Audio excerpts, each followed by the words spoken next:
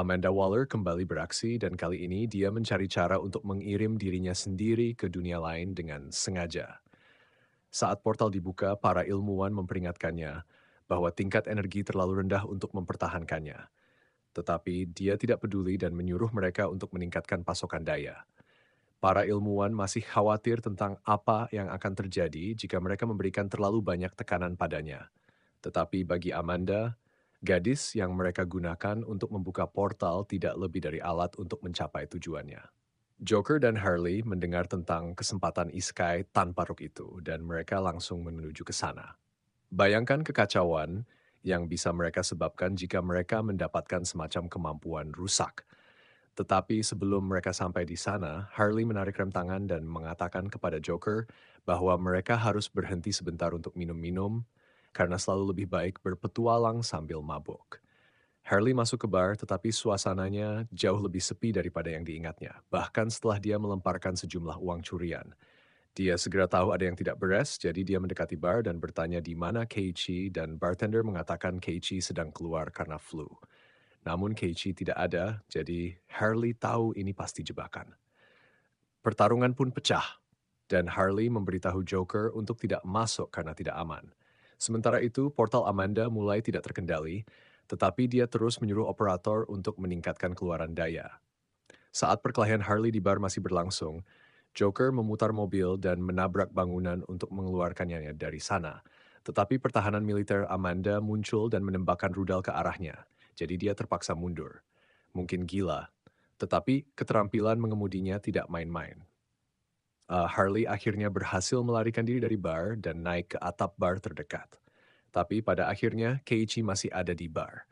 Dia masih di bar di atap, tetapi saat dia mencoba menghubungi Joker agar dia bisa menjemputnya, dia diserang oleh seorang samurai yang membawa pedang.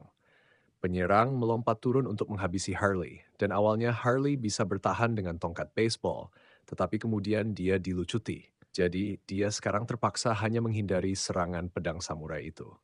Harley berlari sampai akhirnya dia berhasil meraih pipa logam, tetapi pipa itu ternyata bukan senjata yang baik. Jadi dia berakhir di tanah dengan pedang yang diarahkan padanya. Tetapi alih-alih menebasnya, samurai itu menggunakan gagang pedangnya untuk memukul Harley hingga pingsan. Harley sekarang bisa melarikan diri dari bar, tetapi Harley tidak bisa melarikan diri dari bar.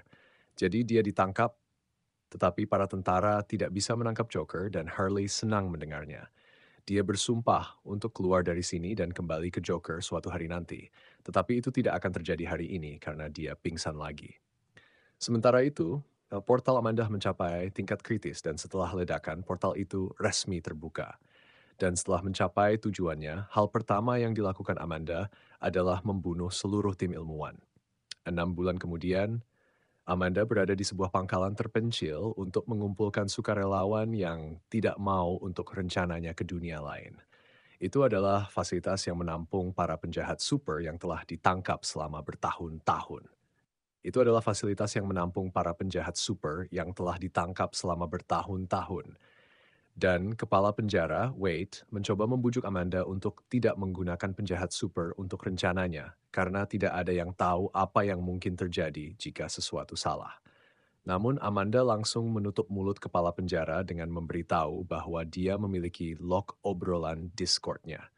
Jadi kecuali dia ingin Amanda membocorkannya, lebih baik dia melakukan apa yang dia katakan.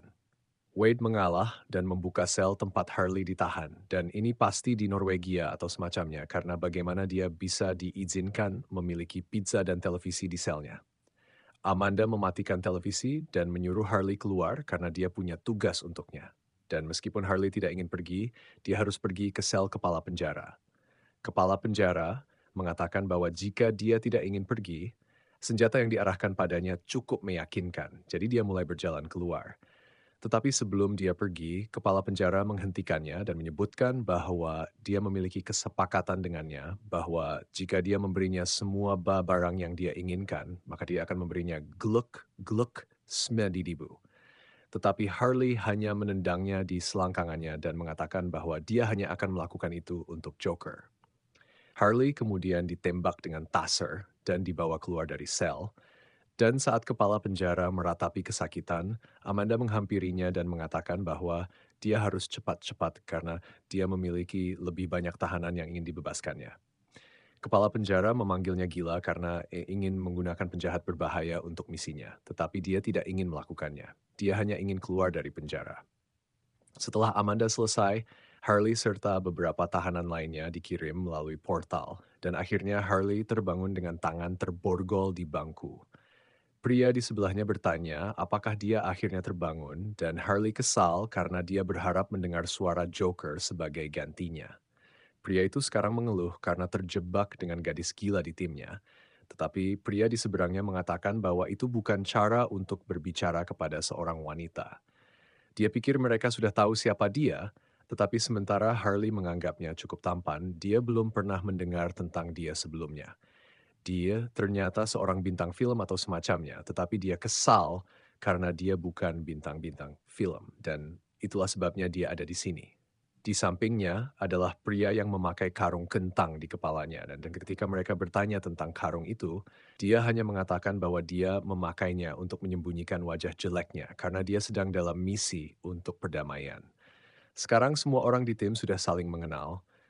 Pria yang bertanggung jawab atas mereka datang dan mengatakan bahwa mereka akan segera tiba di tujuan mereka.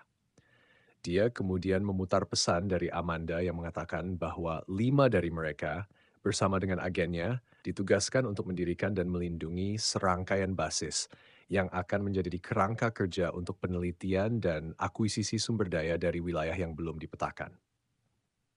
Itu tidak terdengar seperti misi yang mudah dan sejujurnya.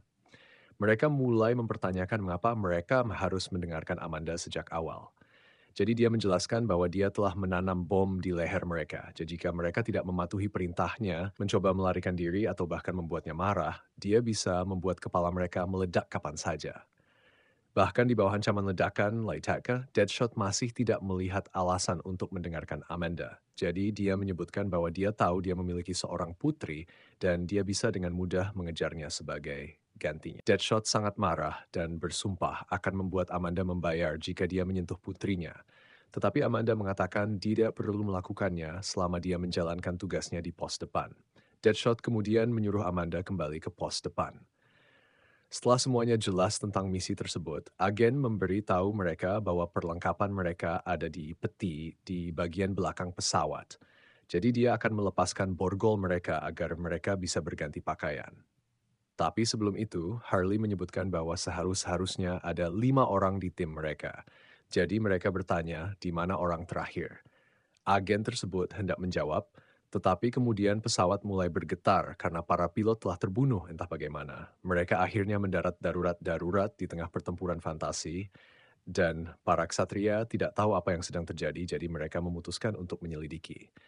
Sementara itu, di dalam pesawat, tim berhasil mengarahkan pesawat ke pos depan. Tetapi pesawat itu menabrak pos depan. Harley berjalan ke depan dan tampaknya agen itu tidak seberuntung mereka. Namun dia tidak peduli agen itu mati. Jadi dia menggunakan pedang acak yang tertancap di pesawat untuk membebaskan dirinya dan keluar untuk memeriksa situasi mereka. Namun saat dia mencoba menginjak tanah, dia hampir jatuh. Tetapi untungnya dia diselamatkan oleh Deadshot pada detik terakhir.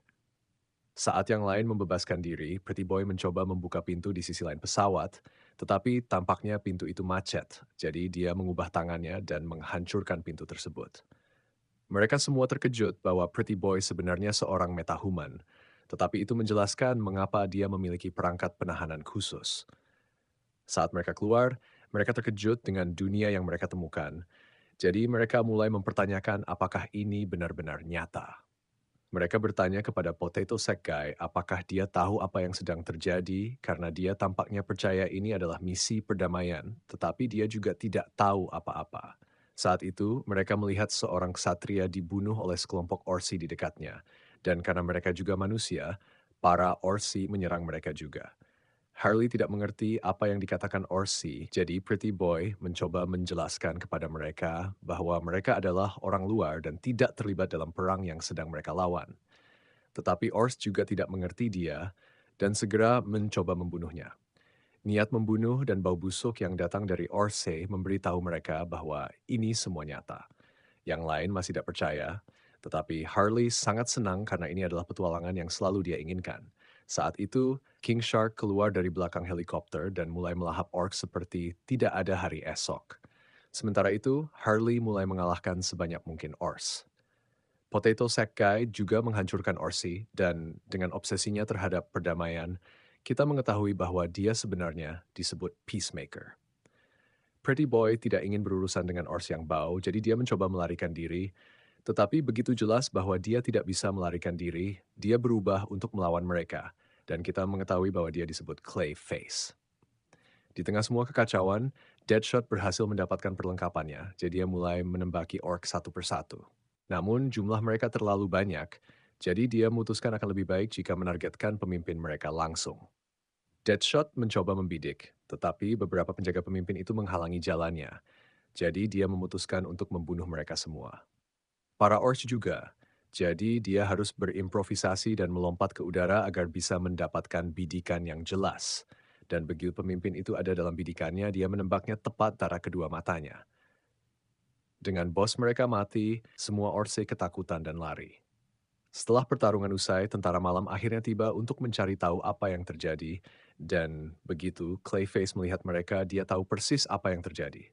Dia tidak bisa menjelaskan bagaimana itu terjadi, tetapi jelas bahwa mereka telah dipindahkan ke dunia fantasi. Jadi, dia percaya mereka akan diperlakukan seperti pahlawan yang dipanggil. Namun, mereka hanya dipenjara. Di dunia fantasi, iring-iringan ratu melewati desa yang dilanda perang.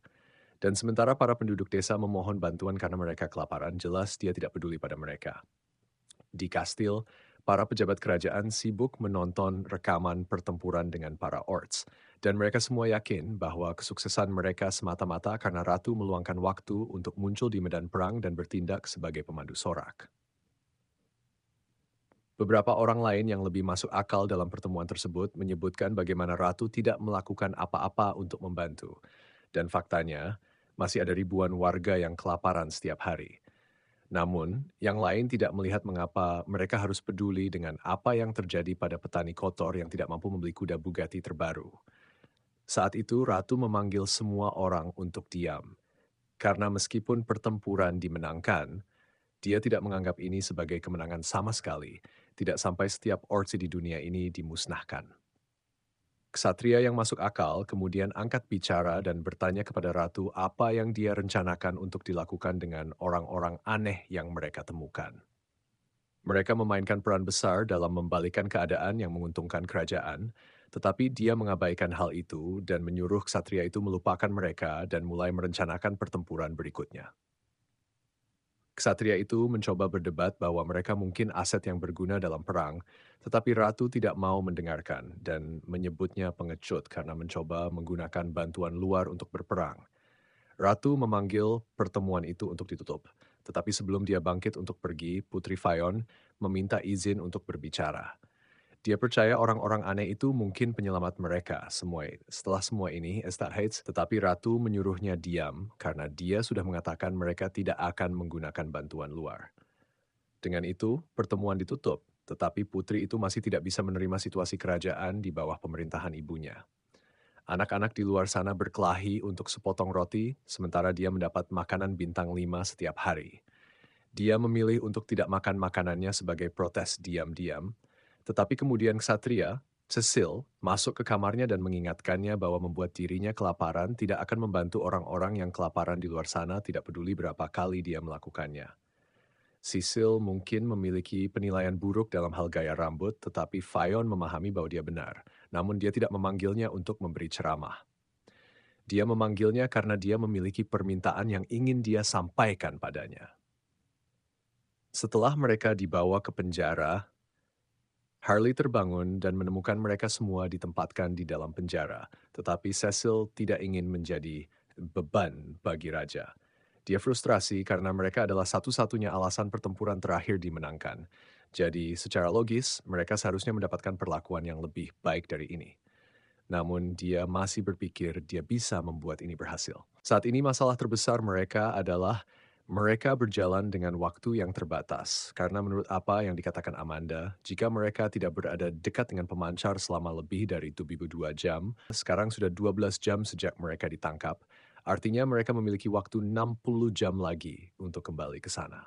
Clayface benar-benar tidak suka bagaimana petualangan fantasinya berlangsung. Tetapi karena sudah seperti ini, dia memutuskan untuk menunda petualangannya dan meninggalkan penjara. Yang lain mengatakan kepadanya bahwa tidak mungkin untuk menghancurkan jeruji karena mereka dibuat untuk menahan monster. Tetapi Clayface tidak pernah berniat untuk menghancurkan jeruji. Dia hanya menyelinap melewatinya. Dia memberitahu mereka untuk menunggu di sini, sementara dia mencari tahu apa yang harus dilakukan selanjutnya. Tetapi dia memperingatkan bahwa dia mungkin terpaksa meninggalkan mereka sebagai bagian dari pengembangan karakternya. Mendengar bahwa Clayface tidak berniat untuk kembali untuk mereka, Harley dan Deadshot mulai memanggil penjaga untuk menangkap Clayface karena jika mereka tidak bisa keluar, maka tidak ada yang bisa. Para penjaga segera melihat Clayface dan memasang borgol sihir padanya. Jadi sekarang dia tidak bisa menggunakan kekuatannya lagi. Segera setelah itu, penjaga datang untuk membiarkan mereka semua keluar karena sudah waktunya makan siang, jika ini bisa disebut makanan.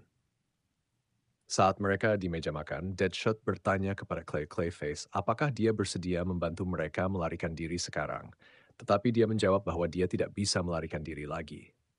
Berkat borgol ini, dia tidak bisa berubah lagi, jadi mereka benar-benar terjebak di sini sekarang. Saat itu, beberapa ober mendekati meja mereka dan mencoba mengusir kelompok tersebut.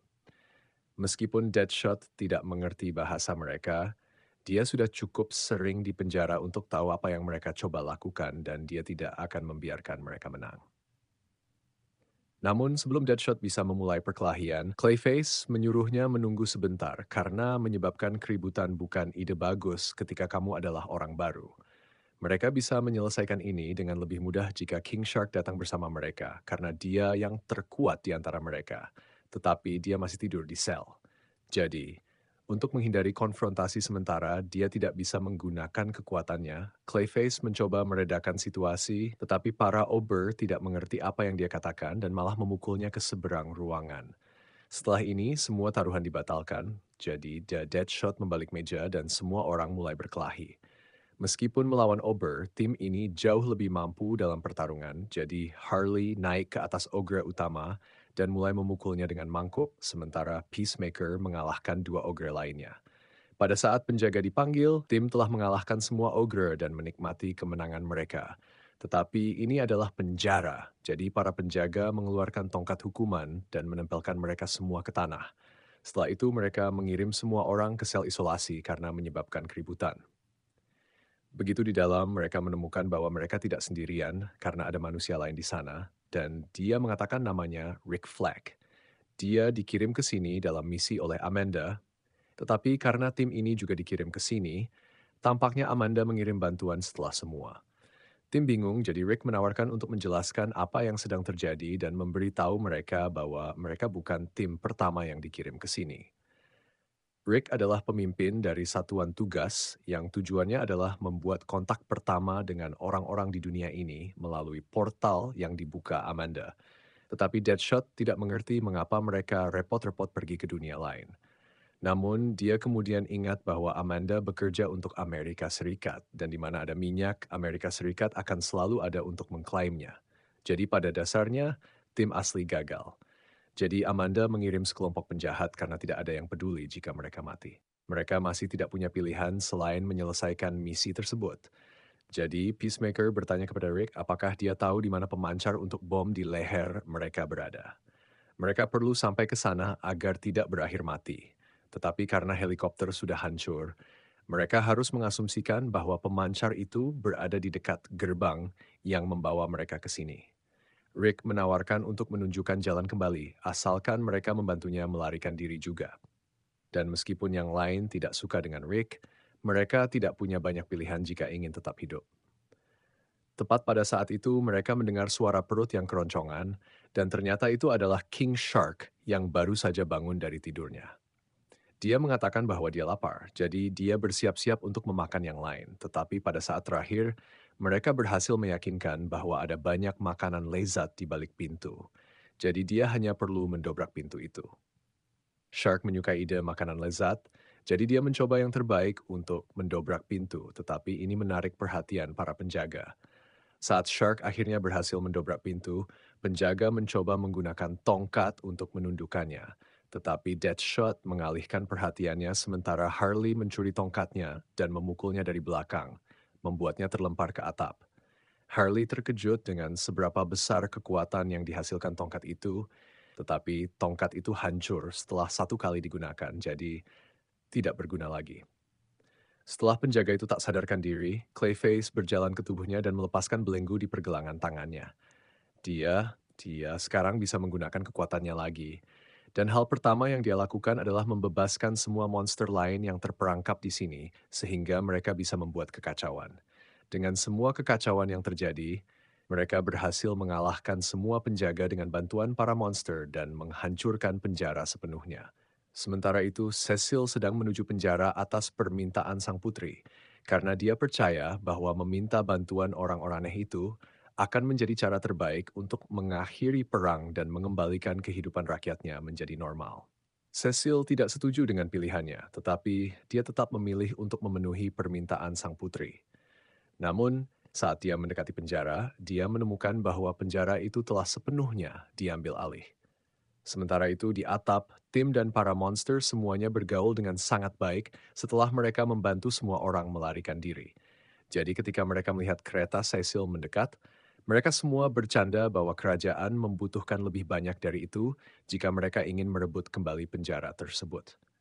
Saat Cecil tiba di gerbang depan, dia dihadapkan oleh tim, tetapi mereka masih tidak bisa mengerti apa yang dia katakan. Clayface mengenali Cecil sebagai orang yang mengirim mereka ke penjara sejak awal, dan yang lainnya mengenalinya setelah melihat kepala botaknya. Cecil tidak tahu apa yang baru saja mereka katakan, tetapi dia tahu mereka sedang mengejek rambutnya, jadi dia mengeluarkan pedangnya dan mencoba menyerang Harley. Namun Shark menghentikan pedang dengan giginya dan memakannya dalam satu gigitan, tetapi dia segera menyesali keputusan itu karena Cecil memanggil kembali pedang itu dan memotong perut Shark dalam prosesnya.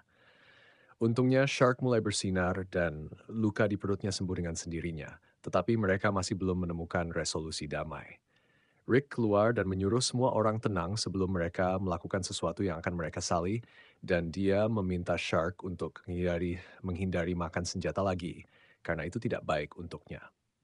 Deadshot tidak mau mundur dari pertarungan, tetapi Rick mengatakan tidak perlu bertarung karena dia bisa bernegosiasi dengan Cecil. Dia sudah lama di penjara ini dibandingkan dengan yang lain, jadi dia telah mempelajari sedikit tentang bahasa dunia ini dari para orc.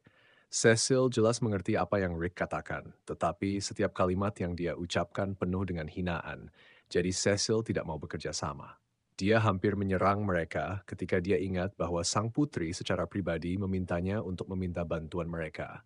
Jadi dia menyimpan pedangnya dan mengatakan dia akan membawa mereka ke istana agar bisa bertemu dengan ratu. Kelompok itu akhirnya tiba di istana, dan ketika ratu masuk untuk mendengar apa yang mereka katakan, dia melemparkan mantra kepada mereka sehingga dia bisa mengerti apa yang mereka katakan. Rick berbicara terlebih dahulu dan berterima kasih kepada ratu karena telah setuju untuk bertemu dengan mereka, tetapi dia memiliki permintaan yang ingin disampaikan. Ratu tidak melihat alasan untuk mendengarkan permintaan seseorang yang masih menjadi tahanannya. Rick memberitahu bahwa dia memiliki informasi berharga yang akan berguna baginya dalam perang. Jadi yang mereka minta sebagai imbalan adalah izin untuk bergerak bebas. Saat ini, Ratu pasti sudah menyadari bahwa binatang-binatang itu semakin kuat belakangan ini. Tetapi yang dia tidak tahu adalah bahwa kekuatan baru binatang-binatang itu terletak pada fakta bahwa para pemimpin mereka adalah orang-orang dari bumi seperti mereka. Hurley dan yang lainnya akhirnya menyusun kesimpulan apa yang mungkin terjadi ketika Rick mengatakan ini. Jadi kemungkinan besar tim awal Rick juga terdiri dari para narapidana yang tidak bersedia. Tapi begitu mereka sampai di sini, mereka mengkhianati Rick dan bergabung dengan Kekaisaran Binatang. Jadi pada dasarnya, alasan utama kerajaan kalah dalam perang ini adalah karena Rick tidak bisa mengendalikan timnya. Ratu berhak marah kepada mereka karena itu, tetapi Peacemaker berbicara dan mengatakan mereka akan melakukan apapun untuk menyingkirkan Kekaisaran Binatang dan mereka akan melakukan apapun untuk menebus kesalahan Rick dan memulihkan kedamaian di tanahnya. Namun, Ratu mengambil Rick sebagai sandera, sebagai kebijakan asuransi. Cecil setuju dengan ide membiarkan mereka bertarung di garis depan bersama pasukannya. Tetapi Ratu sudah membuat keputusannya. Saat Rick dibawa pergi, dia memberitahu yang lain bahwa mereka harus menyelesaikan tugasnya. Jika tidak, mereka tidak akan bisa menemukan pemancar karena hanya dia yang tahu di mana letaknya. Sekarang Rick sudah pergi, Harley mengatakan dia agak lapar jadi dia ingin makan sesuatu, dan mereka juga sebaiknya mendapatkan sesuatu untuk Shark sebelum dia memutuskan untuk memakan mereka. Jadi, mereka memutuskan untuk pergi ke garis depan, dan mereka juga memutuskan untuk kembali ke menu. Juga, mereka membutuhkan ratu untuk mengembalikan barang-barang mereka. Setelah mereka mendapatkan perlengkapan mereka kembali, mereka semua bersiap dan pergi ke medan perang. Tetapi saat pertempuran berkecamuk, mereka tidak terlibat, karena Cecil telah memberitahu mereka bahwa pasukannya bisa menang tanpa bantuan mereka. Clayface masih berpikir mereka harus membantu, karena itu mungkin memperbaiki hubungan mereka dengan kerajaan. Namun sejujurnya, Deadshot tidak ingin berurusan dengan binatang-binatang di bawah sana. Mereka sangat kuat, dan mereka bertarung tanpa mempedulikan nyawa mereka, sehingga menangani mereka akan sangat sulit baginya. Dia bertanya-tanya jenis pelatihan apa yang telah dilakukan oleh serigala-serigala itu sehingga mereka bertarung seperti ini, tetapi Harley tidak berpikir mereka dilatih untuk melakukan semua ini. Kemungkinan besar itu adalah pencucian otak. Itu berarti mereka berurusan dengan penjahat yang terampil dalam mencuci otak orang. Dan jika itu benar, Deadshot tahu persis siapa yang mereka hadapi, dan orang itu dulunya adalah teman lamanya. Jadi dia berpikir orang itu akan mendengarkannya. Mereka semua mengitari sisi benteng, dan Clayface mencoba sesuatu yang baru saat dia menyentuh dinding benteng dan membuat lubang di dalamnya. Yang lain tidak tahu dia bisa melakukan ini, tetapi karena dia bisa menghancurkan dinding, Deadshot bertanya apakah dia bisa meruntuhkan seluruh benteng, sehingga mereka tidak perlu melalui semua usaha ini. Sayangnya, Clayface tidak berpikir dia bisa melakukan itu karena tidak ada cukup kelembapan di sini. Sejak dia sampai di sini, dia bisa merasakan sesuatu seperti sihir mengalir melalui tubuhnya, dan yang lain pasti merasakan hal yang sama. Kemampuan biasa Clayface adalah mengendalikan tanah liat di dalam tubuhnya. Tetapi sekarang dia bisa mengendalikan segala jenis tanah liat. Masih butuh waktu baginya untuk terbiasa, tetapi itu pasti akan sangat berguna. Mereka mulai bertarung melalui lorong-lorong benteng sambil mengalahkan serigala satu persatu, dan akhirnya mereka sampai di atap tempat dalang itu bersembunyi. Deadshot memanggil Ratcatcher, tetapi meskipun Deadshot tampaknya menganggap mereka teman lama, Ratcatcher benar-benar membencinya. Saat di penjara, Rat sering diintimidasi oleh narapidana lain karena dianggap aneh yang menyukai tikus. Jadi Deadshot memutuskan untuk campur tangan, tetapi dalam prosesnya dia menghancurkan Rat. Sejak saat itu, Deadshot terus mengganggu Rat kemanapun dia pergi, selalu mencoba membantu, tetapi hanya membuat segalanya lebih buruk. Dia akan memberikan makanan kepada Rat, dia muncul saat Rat sedang buang air besar, memberinya potongan rambut gratis yang tidak diinginkan. Dan bahkan mulai menyediakan DVD pemukul tikus untuk Rat entah kenapa. Jadi setelah semua penghinaan yang dia derita di tangan Deadshot, Rat tidak ingin lebih dari membunuhnya. Kekuatan asli Rat hanya memungkinkan dia mengendalikan pikiran tikus, tetapi di dunia ini dia bisa mengendalikan binatang apapun yang dia inginkan, dan ada banyak dari mereka. Saat kelompok itu melawan serigala, Peacemaker menyadari bahwa mereka perlu mengalahkan Rat untuk mengakhiri ini. Tetapi saat dia menembakkan peluru ke arah Rat, dia tidak bisa melakukan apapun pun karena pelurunya diblokir oleh serigala terdekat. Mendekati Rat akan sulit, jadi Clayface menunjukkan tangki air raksasa di atas mereka. Jadi Deadshot menembaknya dan atap banjir dengan air. Sekarang ada cukup kelembapan, Clayface dapat sepenuhnya mengendalikan tanah liat di dinding kastil. Jadi dia membuat lubang di bawah serigala, menyebabkan mereka jatuh beberapa lantai ke bawah. Dan sekarang dia memiliki bidikan yang jelas, Peacemaker mengarahkan langsung ke kepala Rat. Namun, sebelum peluru mencapai sasarannya, Rat diselamatkan oleh gadis samurai dari sebelumnya, dan Harley sudah lama ingin membalas dendam pada gadis itu. Setelah kerusakan yang dilakukan Clayface pada menara, seluruh bangunan runtuh, sehingga Cecil mulai berteriak pada mereka karena menghancurkan segalanya. Deadshot membenarkannya dengan mengatakan, Cecil akan kalah dalam pertempuran jika mereka tidak campur tangan, dan yang perlu mereka lakukan hanyalah membangun kembali benteng, dan semuanya akan kembali seperti semula. Namun untuk saat ini mereka telah menyelesaikan tugas mereka, jadi mereka akan pulang.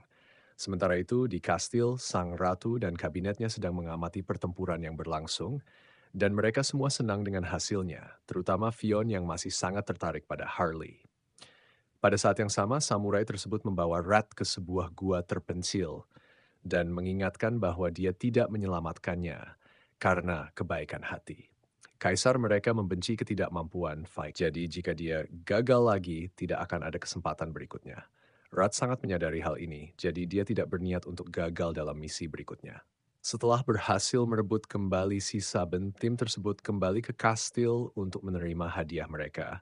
Namun, saat Harley bangun dari tidur siang, dia mendapati mereka masih berada di dalam sel. Tampaknya tidak ada yang berubah mengenai perlakuan terhadap mereka. Rick bertanya apakah mereka benar-benar telah menyelesaikan tugas mereka karena perjanjiannya adalah merebut kembali benteng akan memberi mereka kebebasan. Tetapi Deadshot mengatakan mereka tidak melakukan kesalahan. Ya, mungkin mereka sedikit berlebihan dan menghancurkan benteng, tetapi tugasnya tetap selesai. Saat ini dia lebih khawatir tentang bom di leher mereka, karena menurut perhitungan Peacemaker, mereka hanya memiliki 12 jam lagi sebelum meledak. Tepat saat itu, mereka semua melihat Fion berjalan mendekati mereka. Dan meskipun mereka belum pernah bertemu sebelumnya, Clayface menganggap dia pasti adalah sang putri sehingga dia mulai merayu. Tetapi Deadshot menghentikannya dan langsung bertanya kepada Fion kapan mereka akan dibebaskan. Fion meminta maaf, tetapi dia tidak tahu informasi itu. Meski dia yakin keberhasilan mereka dalam merebut kembali benteng berarti mereka akan diperlakukan dengan baik, tetapi itu tidak terdengar meyakinkan ketika mereka semua masih berada di balik jeruji. Fion kemudian menoleh ke arah Harley, dan Harley bertanya apa yang dia inginkan, tetapi Fion tidak bisa mengatakannya. Harley sedikit kesal dengan ini, jadi dia memberitahu Fion bahwa dia memperhatikan bagaimana dia menatapnya sebelumnya. Jadi, jika dia punya sesuatu untuk dikatakan, maka dia sebaiknya mengatakannya. Yang lain bertanya mengapa Harley begitu marah tentang Fion yang menatapnya. Tetapi dia tidak bisa menahannya karena Fion mengingatkannya bahwa dia bukan satu-satunya yang marah karena diperlakukan seperti ini. Tepat saat itu, Cecil masuk ke penjara dengan kunci sel karena Ratu memanggil tim tersebut dan Deadshot bertanya, apa yang memakan waktu begitu lama? Kita mendapatkan kilas balik ke masa kecil Fion saat dia memanjat atap bersama beberapa temannya. Pemandangan yang mereka lihat sangat indah. Fion terkesan meskipun kastilnya lebih tinggi, tetapi anak itu mengingatkan bahwa dia menyamar sebagai rakyat biasa saat ini. Jadi dia tidak bisa membicarakan status kerajaannya di sini. Fion meminta maaf dan mengubah topik pembicaraan untuk bertanya apakah adik laki-laki anak itu merasa lebih baik sekarang. Anak itu mengatakan adiknya baik-baik saja, tetapi harga roti naik lagi, dan tidak ada lagi cimis di kota untuk disapu. Jadi waktu sedang sulit. Tepat saat itu, dia memperhatikan bahwa Cecil memanggilnya. Jadi dia perlu pulang segera atau dia akan dimarahi. Tetapi sebelum pergi, anak itu bertanya apakah dia tahu kapan perang akan berakhir. Fion dengan menyesal tidak bisa mengatakan dengan pasti. Yang dia tahu adalah bahwa pertempuran terjadi di dekat pegunungan. Kemudian pada hari itu, Fion dimarahi oleh ratu karena pergi ke kota untuk bermain dengan rakyat biasa.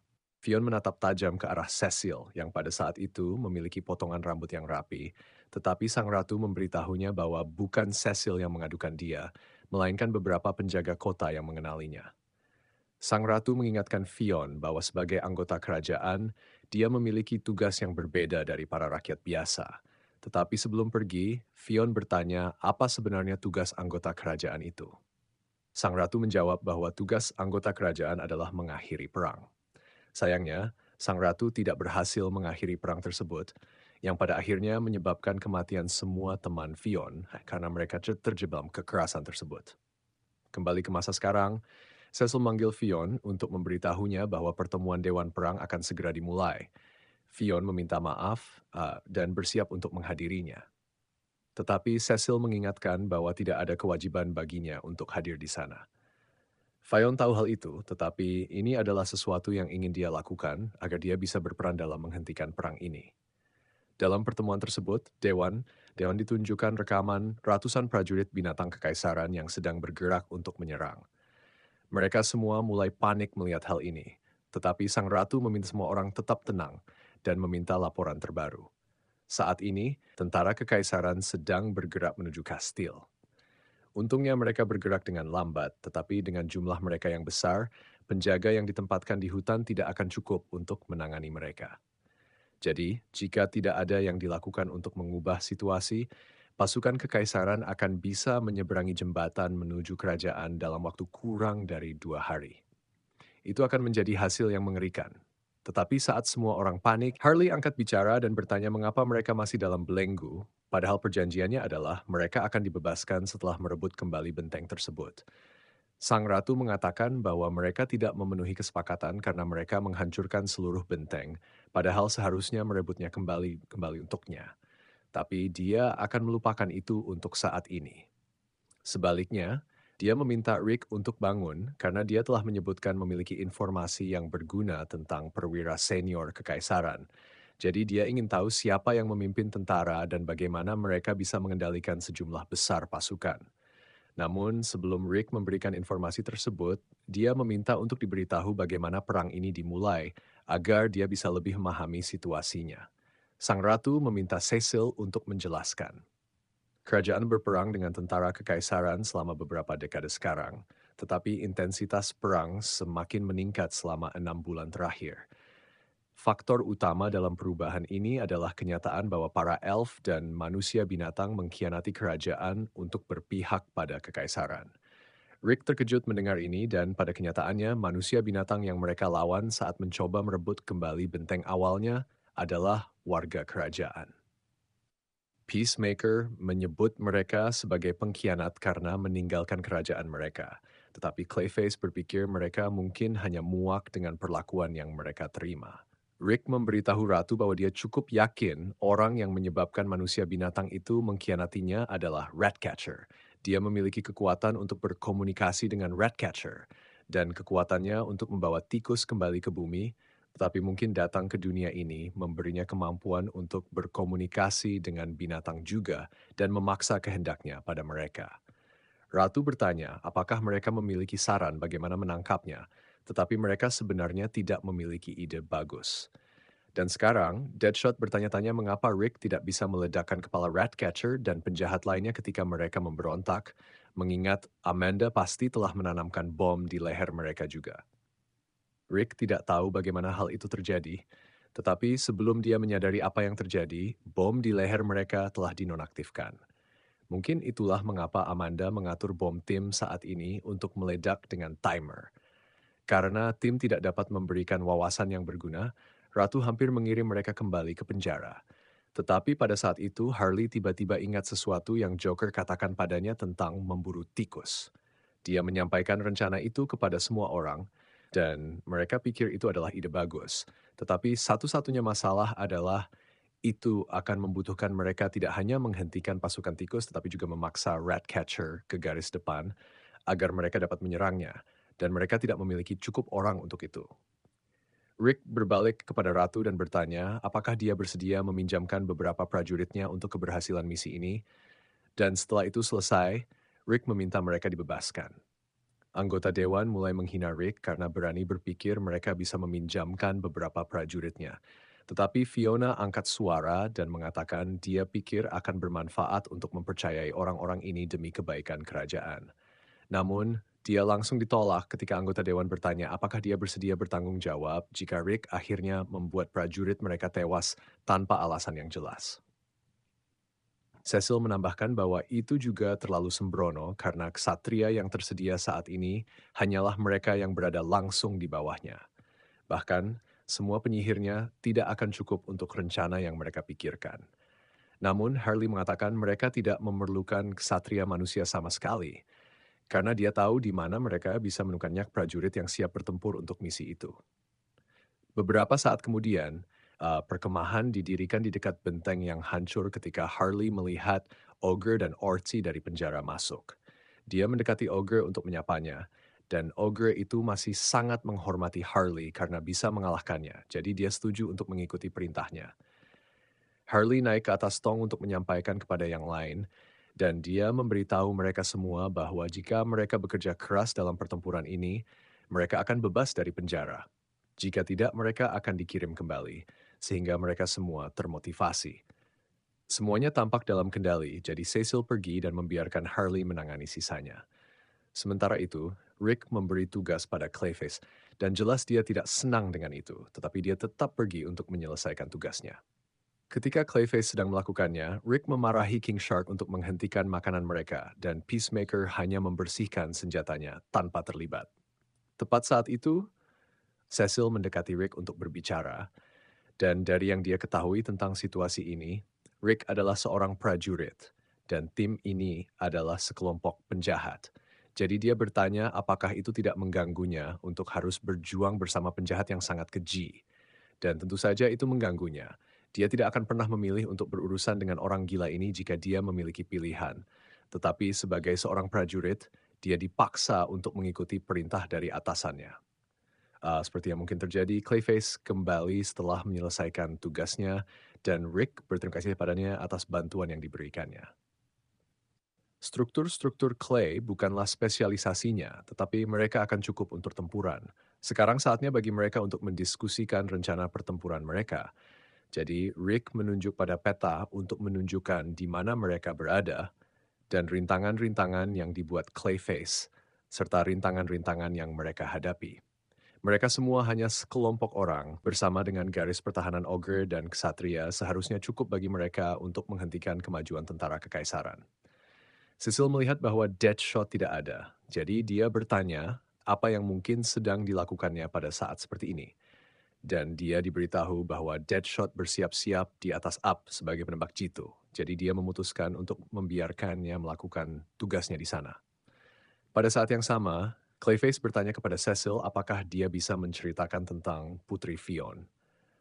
Cecil bertanya, mengapa tiba-tiba dia ingin tahu. Jadi Clayface menjelaskan bahwa Fion tampaknya ingin bertanya sesuatu sebelumnya, tetapi dia tidak bisa membuatnya terucap.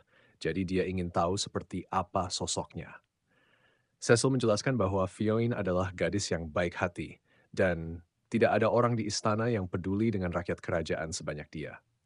Ketika dia sedang berbicara, Harley mencibirnya dan mengatakan bahwa Fion hanya seorang pengecut yang tidak bisa membela dirinya sendiri, dan Cecil siap untuk menghadapi Harley karena menghina putrinya di depannya. Namun sejenak kemudian, King Shark mencium bau musuh mendekat, jadi mereka memberitahu pasukan bahwa saatnya untuk bertempur. Cecil mengatakan bahwa dia akan pergi memimpin pasukannya sementara yang lain mengambil alih Obers dan Ksatria. Cecil dan Fiona adalah Ogre, tetapi Harley dan yang lainnya tidak berniat untuk berkelahi sekarang. Para Obers mampu melakukannya sendiri, dan tidak ada yang ingin repot-repot berurusan dengan pertempuran. Ketika Ratcatcher dan pasukannya mendekat, dia memperhatikan rintangan-rintangan raksasa di tengah lembah dan tentara yang berjaga di belakangnya. Jadi, dia menyadari bahwa kerajaan mencoba untuk menghalanginya. Namun, dia menemukan semuanya lucu karena dia yakin bahwa dia dan boneka-boneka patuhnya dapat dengan mudah mengatasi mereka. Prajurit-prajurit Cecil mulai mempertanyakan apakah mereka benar-benar akan bisa memenangkan pertempuran ini ketika mereka berhadapan dengan begitu banyak lawan. Tetapi Cecil memperhatikan mereka dan mengingatkan bahwa mereka sedang berjuang untuk melindungi nyawa warga kerajaan. Jadi meskipun mereka harus mati dalam prosesnya, mereka membela dengan kezaman yang mereka miliki. Ratcatcher masih menyimpan dendam terhadap Deadshot, jadi dia mengatakan bahwa dia akan senang merobeknya satu persatu ketika akhirnya menemukannya. Namun, tiba-tiba sebuah peluru melesat melewati dia dan Ratcatcher mendekap ke lantai. Dia menyadari bahwa Deadshot pasti telah menembakkan peluru padanya. Tetapi karena dia masih hidup, dia percaya bahwa Deadshot pasti meleset. Kemudian dia merintahkan binatang-binatangnya untuk mulai menyerang, tetapi mereka semua mengabaikannya dan tetap berdiri diam. Jadi, dia mencoba memaksa mereka untuk mulai menyerang. Tetapi saat itulah dia menyadari bahwa tongkat ajaibnya telah hancur. Sejak awal hari itu, Deadshot sebenarnya menargetkan tongkat tersebut, karena dia telah memanggil pertemuan dengan semua orang untuk membahas teori yang dia miliki. Dia menyadari bahwa seharusnya tidak mungkin kekuatan Ratcatcher memberinya kendali penuh atas Beastman, jadi dia berasumsi bahwa kekuatannya harus berasal dari tongkat yang dia bawa terakhir kali mereka bertarung. Itulah mengapa mereka mendirikan rintangan dan mengumpulkan pasukan untuk bertarung, semua agar mereka bisa memancing Ratcatcher untuk mengangkat tongkatnya, sehingga Deadshot bisa menghancurkannya. Dan sekarang setelah dia kehilangan kendali atas binatang-binatang, mereka dengan cepat berbalik menyerangnya karena telah menundukkan mereka. Setelah mereka selesai mengoyak Ratcatcher, mereka semua mulai bertanya-tanya di mana mereka berada dan apa yang mereka lakukan di sini. Cecil tidak tahu apa yang sedang terjadi, tetapi sepertinya binatang-binatang tidak lagi ingin bertarung, sehingga pertempuran telah dimenangkan. Sesuai dengan kesepakatan mereka dengan ratu, mereka sekarang bebas melakukan apapun yang mereka inginkan.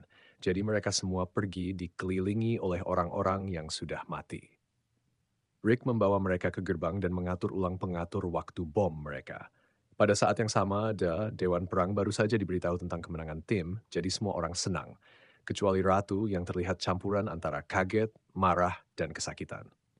Ini adalah akhir episode 4.